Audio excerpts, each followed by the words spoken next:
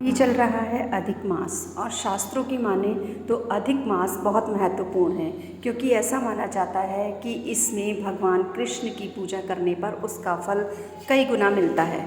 और इसी बीच आने वाली है पद्मिनी एकादशी 27 तारीख को। पद्मिनी एकादशी को कमला एकादशी के नाम से भी जाना जाता है और अधिक मास में आने वाली एकादशी को बहुत ही दुर्लभ माना जाता है।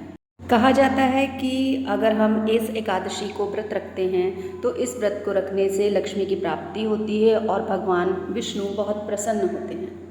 इसी एकादशी के लिए मैंने अपने कान्हा जी के लिए ये सुंदर सी येलो ड्रेस बनाई है जो मैं अपने कान्हा जी को एकादशी के दिन पहनाऊंगी। पंचांग के अनुसार अधिक मास में आने वाली एकादशी यानी कि कमला एकादशी की तिथि 27 मई को सुबह में 6:22 पर होगी और इसके बाद अगले दिन 28 मई को सुबह 7:22 तक एकादशी की तिथि रहेगी।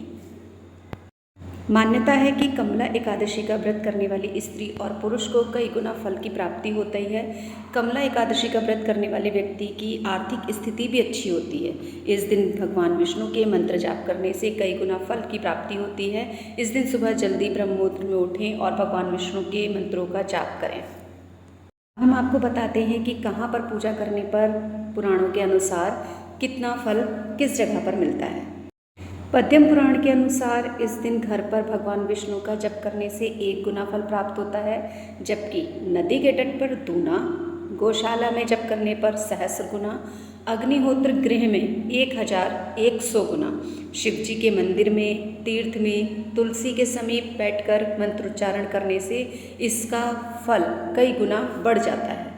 इसी के साथ साथ ये भी कहा गया है कि यदि भगवान विष्णु के मंदिर में जप करें तो अनंत गुना फल की प्राप्ति होती है। तो अब आप जहाँ चाहें आपकी इच्छा हो आप वहाँ इस मंत्र का जाप कर सकते हैं।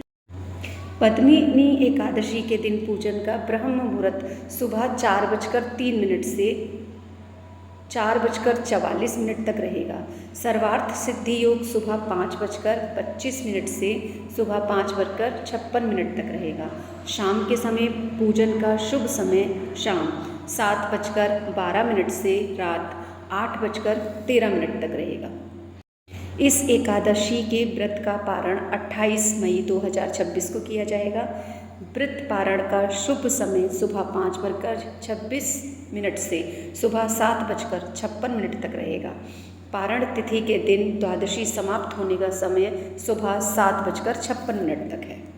एकादशी के दिन शाम को पीपल के वृक्ष पर जल चढ़ाएं। मान्यता है कि पीपल के वृक्ष में भगवान विष्णु का वास होता है। इस दिन जल और दीप दान करने से आर्थिक परेशानी दूर होती है और माँ लक्ष्मी का घर पर आगमन होता है।